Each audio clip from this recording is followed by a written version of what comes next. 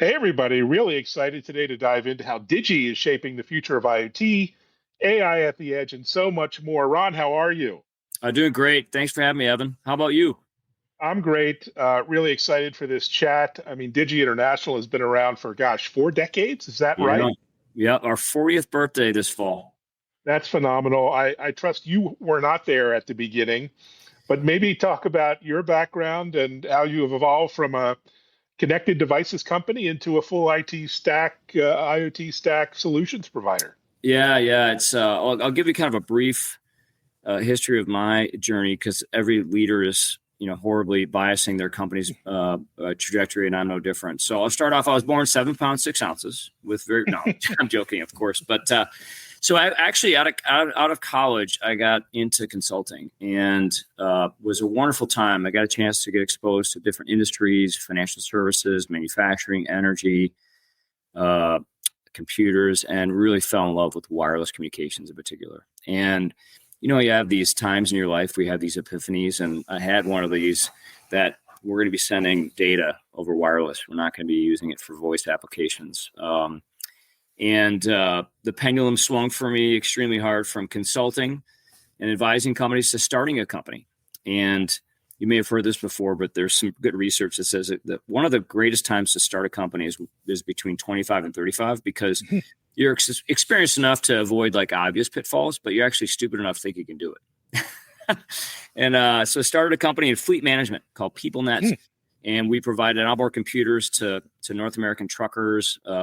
Eventually sold that business to Trimble and stayed on there for 3 years and helped build their transportation logistics practice and was looking for my next opportunity. And Digi came up. I'm a native from Minnesota. Digi's a well-known local company, and I've got 3 daughters I really wanted to keep in the same school system. So I wasn't prioritizing being a public CEO, but saw an opportunity to really take a company with a rich history of providing incredibly reliable, secure, long-lasting, easy to manage, and scale globally edge-based intelligence, and transform Digi into more of a solution provider that still leverages that amazing 4-decade history in providing reliable and secure hardware, but adding software, services, connectivity to help our customers achieve their objectives more quickly. And no surprise, this journey has been heavily influenced by my fleet management experience, right? And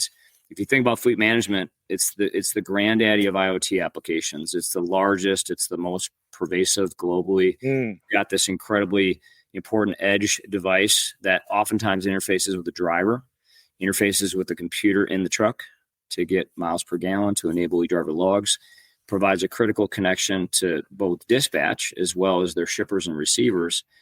Reliability, security. It's got to last a long time. It's got to suffer some pretty demanding environments and perform. And that's really an inspiration for what we're doing at Digi. I wanted to avoid, a second act in fleet management. So we're now into condition monitoring and some other applications that we think will be the next granddaddy of IoT in terms of size and scale.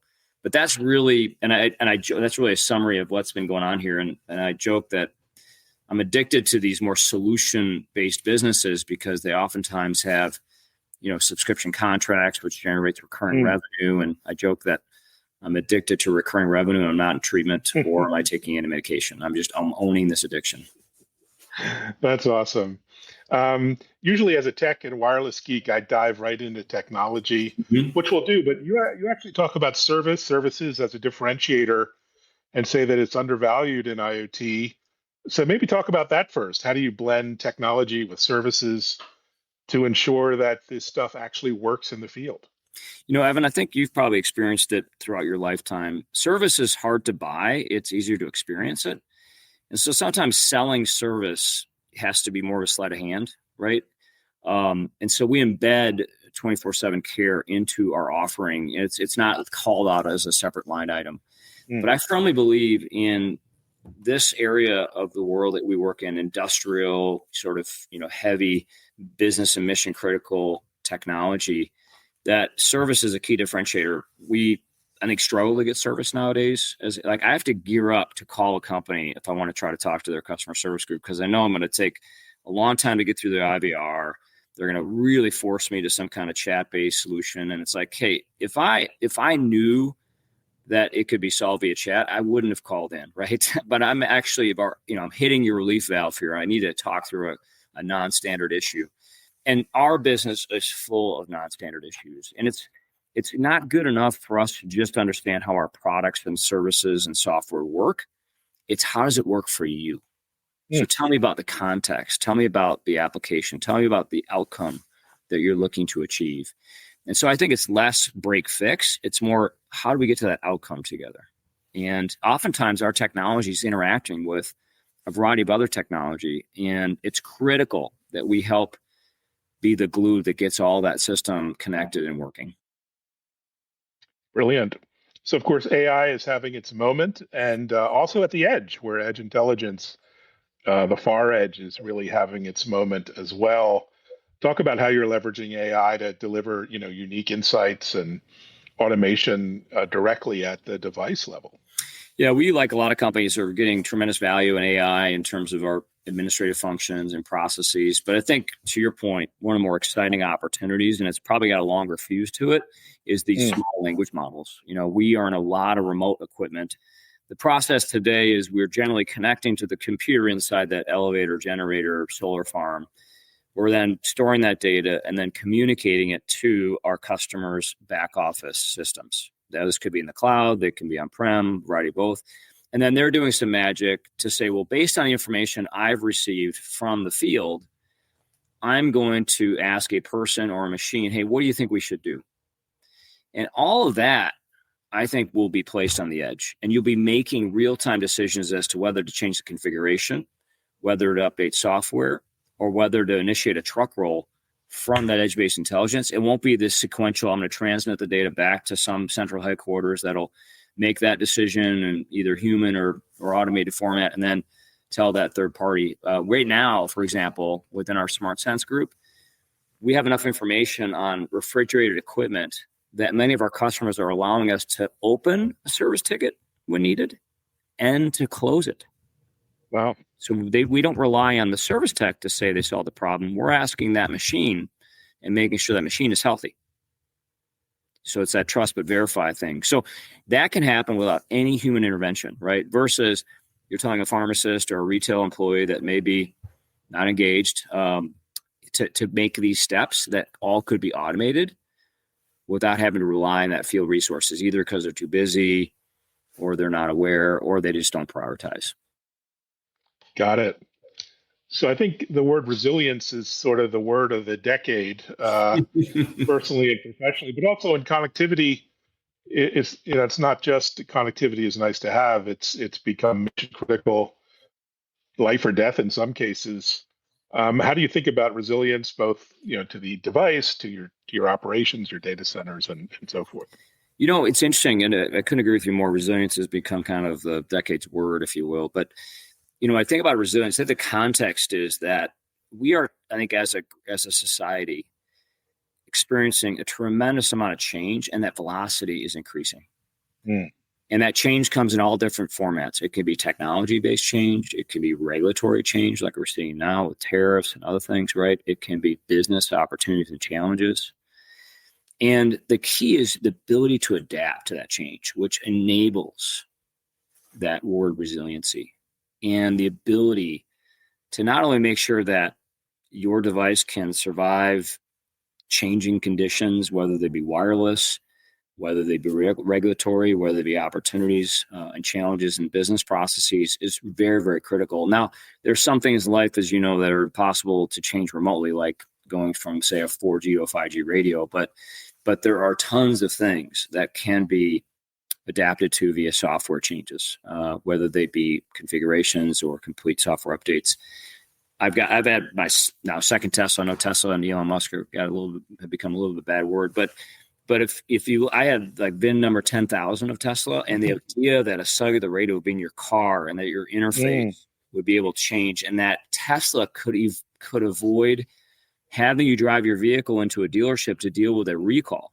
I mean, that is, if that's not compelling, I don't know what is. I've got probably the fanciest ice machine I've ever bought in my life, and it produces beautiful ice. And about a month in, it goes kaput, right? And so again, I'm gearing up to call the company to get me some help. And and this is not a connected machine. And they come out, a tech comes out to look at it. It's like, oh, it looks like it's a motherboard that's gone bad. I don't have the part with me. I'll have to come back. It actually ended up being 3 truck rolls, but I mean, there's no way they made money on that ice machine, right? Versus that ice machine being connected and being able to tell you, hey, here's what's going on, right? And to your point, the comms piece has to be treated differently, because if comms is relying on that motherboard and the motherboard is the problem, now, that thing's no good, right? And so you have to have that resiliency built into the system. Our console server business, OpenGear, has what's called smart out-of-band networking. And the number one rule in networking is don't rely on the network to troubleshoot the network. Go out of band. So many of our customers use cellular, sometimes another wireline-based connection, so they can access the console server to access then that footprint of IT technology, whether that be edge at a store, at an office, or in the cloud in a data center or an AI facility. But that's an example of that resilience, is thinking through these redundant ways and these less dependent ways to make sure that you have that remote presence, even when in some cases power goes out. Our smart sense gateways have batteries that allow it to have a certain amount of last gasp before they run out of juice. And many of our customers rely on us to tell them that a store has lost power. Interesting. So you mentioned a lot of wireless technologies. We're all, as consumers and businesses, kind of spoiled for choice now when it comes to the network. We got LTE and 5G and hybrid satellite, of course, coming online. So many options. How do you maybe simplify all those choices while leveraging all the networks out there? Yeah, it's a really good question. I kind of break it down into, wide area and local area. I know that's a little bit primitive, but we are big cellular people. We think cellular is like this mega trend. It's bigger, badder than anything else. And I'm old enough that I've seen a lot of upstarts try to compete against cellular and really struggle. I don't know if you remember RAM, Bell Mobile, Mobitex, Motorola had their own system, and some other standards, even within cellular, like CDPD, had very short lives. So, but we like cellular as a mega trend. Satellite is still, in my mind, a niche service. Now, satellite's improving as it's becoming more integrated with ground-based technology. But I still think ground-based technology has the advantage for most applications. Certainly marine and, remote forest or other types of things, that those are going to be more difficult for cellular. But those are kind of niche applications. So we think cellular is really the dominant play. And I like being elegant. I don't want to make it any harder than it needs to be. I can tell you a quick story. I'm big into golf, and I've got all girls, and so I try to infect my girls with the game of golf. And so I brought them out to see a ladies golf tournament, and at the time, Hannah, my 5-year-old, is like, "Dad, why is there sand on the golf course?" And I was reaching my fatherly moment. I'm like, "That's a sand trap. Some people call it a bunker, and you don't want to go in there because it's harder to get a good score." And she looks at me with such sincerity. She said, "Daddy, why would they make it harder?" And I say that to my team all the time. Don't make it harder if it doesn't have to be, right? So there's a lot of elegance and simplicity. So we are very cellular oriented for wide area. Now, local area is a much more complex thing because you've got Wi-Fi, Zigbee, Bluetooth, LoRa. There's a lot of different options for local based network. And it's a combination of range, how much data you want to send, and then how many wireless sensors or nodes do you have out there. So it is a more complex decision. LoRa has very good range and noise, overcomes a great amount of noise, but it's we call it data dribbler, right? It can only send small amounts of data. So meter-based applications, condition monitoring can be really good for LoRa, but if you're going to send larger amounts of information, LoRa is just not going to work for you. But we try to work with our customers to make sure that we're both context appropriate, but also we don't make it any harder than it needs to be, because we got to keep this stuff up and running. In every radio, you got to think through that resiliency. Fantastic. Let's talk security, which has been the bane of IoT really from the beginning. Lots of, terrible stories, mainly in the home environment around loose, lax security by design. I think we're coming a long way, but what's your philosophy around staying secure, compliant, especially in regulated environments in which you're working a lot of. Yeah, we've got, first of all, security, as you mentioned, has been, increasingly challenging to keep pace with. Unfortunately, there's enough, bad actors out there that can monetize these things. And boy, I think we're all desensitized to the latest company who's been hacked, and all our customer information's out there, right? And with IoT, it's much more subtle because you're not going to get customer information out of IoT device. You're going to get access.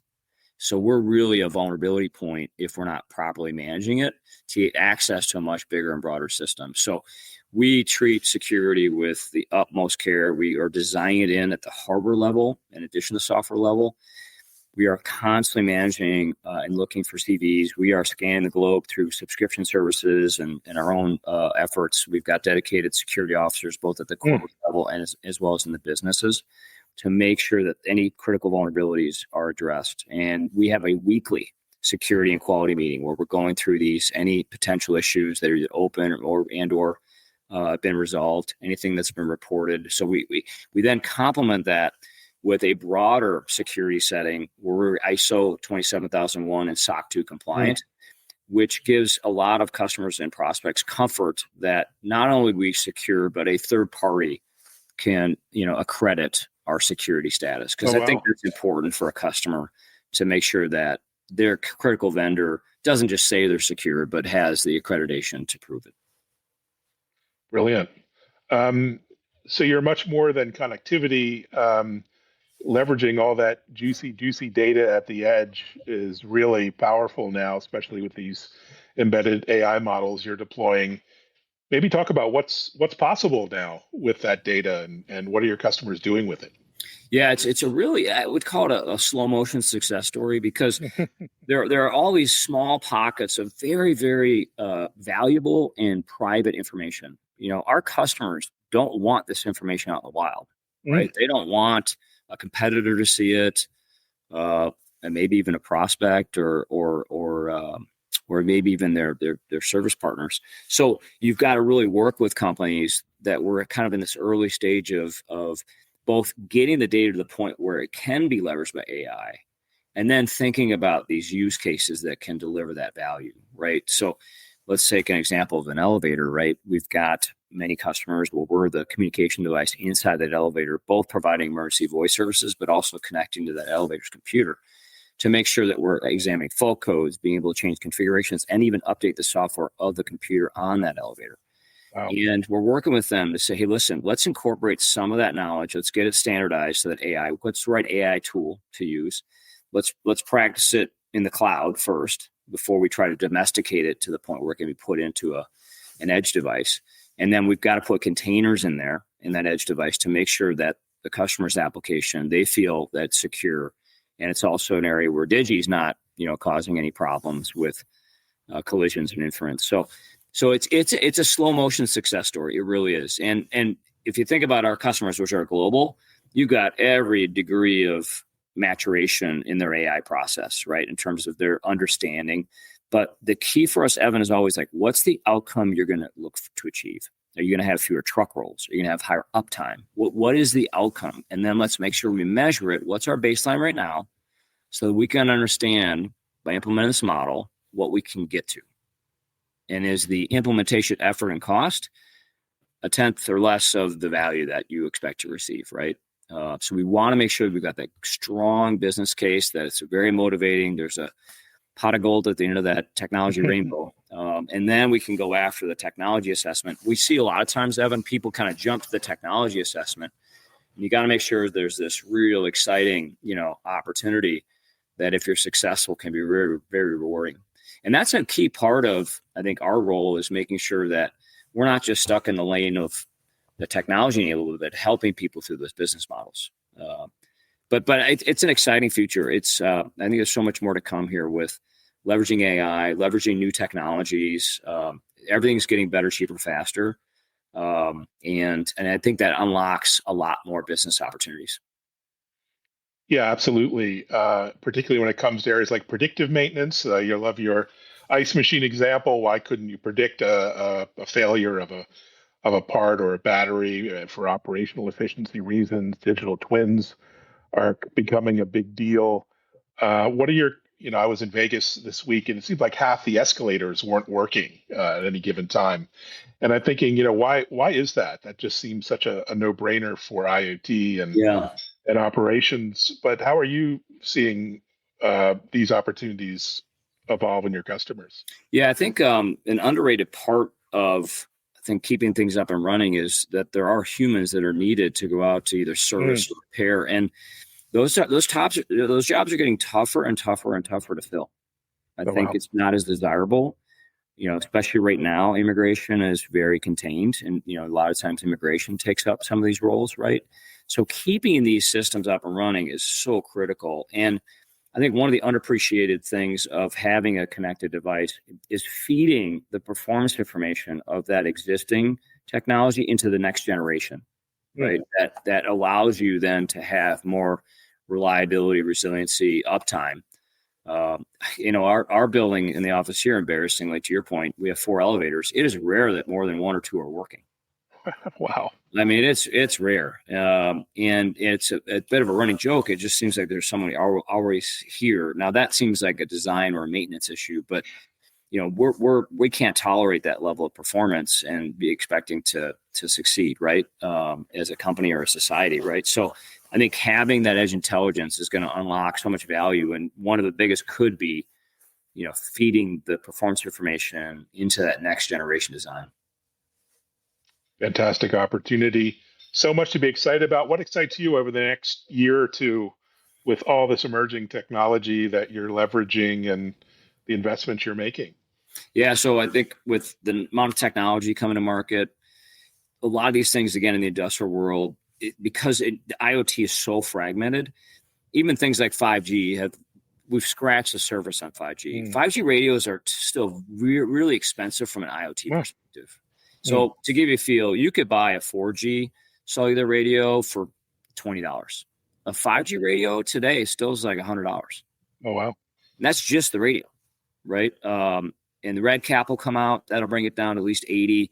But we have a lot of ways to go with just getting 5G domesticated to the point where it can be leveraged. And this is going to become a big issue over the next 5 years because you're going to see the carriers start to farm that 4G spectrum and move it over to 5G. And 4G applications won't necessarily be shut down in 5 years, but you're going to see the carriers stop approving new devices. Then they're going to stop, activating devices. And so getting that 5G train, is really important for customers. There's a lot of exciting things going on in local wireless too, where we play a big role. I don't know if you've heard of standards like YSUN. YSUN is an emerging standard. It's particularly useful for solar farms and renewable type projects where you're supporting a large amount of nodes over a pretty great distance. And you want a real reliable standard that can keep those panels tracking the sun throughout the day and making sure that you're getting optimal energy output. So there's a lot of exciting opportunity out there. And I think we're limited mainly by really good business cases, not necessarily the technology. Well, it's an exciting thought and congratulations on all the success so far. Onwards and upwards. Yes, absolutely. Absolutely. I think when we're successful, we're a 100% solutions company. We got about 35% of our revenue that we attribute to solutions, up from zero when I joined 10 years ago. So we've ourselves have been a evolving story, but I think when we get to 100%, solution revenue, we've made it. It'll be amazing to watch. Thanks, Ron. Thanks for joining. Thanks for having me, Evan. And thanks everyone for listening, sharing this episode, watching, and check out our new TV show now on Fox Business and Bloomberg, techimpact.tv. Thanks, Ron. Thanks, everyone. Cheers.